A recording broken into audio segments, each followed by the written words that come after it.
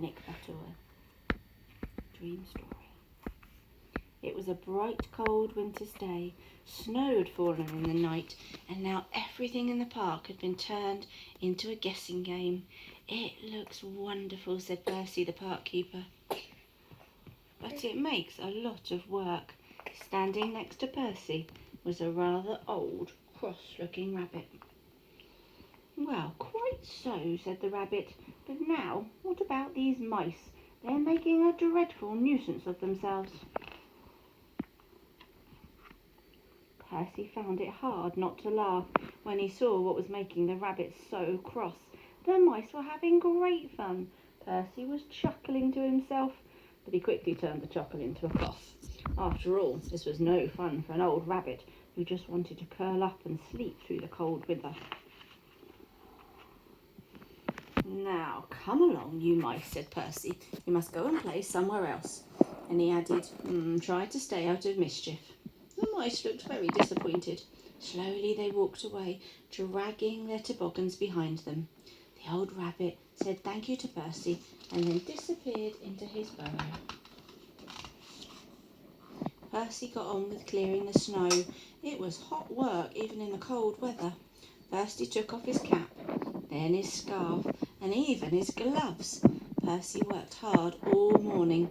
He mopped his brow again and looked at his work. Oh, very good, he said to himself. I think I deserve a spot of lunch. Percy reached for his bag and pulled out a flask. That's funny, he said. I'm sure I put a cap on the top of this morning. I know. I'll have a yoghurt first and drink from the empty carton. Percy took out his strawberry yoghurt and began to rummage through his bag.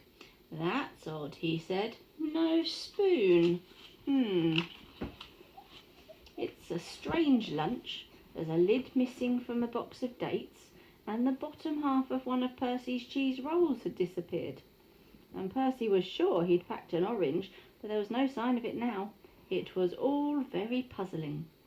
It felt colder to Percy as he went back to work. He reached for his scarf and his cap. But now they had disappeared too. This is most peculiar, said Percy. Then, as he gazed around looking for his cap and scarf, Percy was amazed to see his gloves walking off by themselves. I must be dreaming, said Percy. I'd like to be dreaming, said a cross voice. It was the old rabbit again. Those mice are making a terrible noise. Would you speak to them, please? And with that, the rabbit stomped off. Percy followed. Look, said the rabbit. Percy looked. The mice had been very busy indeed. They were having a marvellous time. Hello, Percy, they called. But suddenly they looked worried. You're not going to tell us to stop, are you? Percy glanced at the old rabbit. Well, no, he said to the mice. We were just wondering if you could have a marvellous time a little bit more quietly. Yay! The mice cheered. We'll try, they squealed happily. Come on, said Percy to the rabbit. I think I've got some cotton wool in my bag. A little in each ear should do the trick. Yeah, you like that one? She's smiling.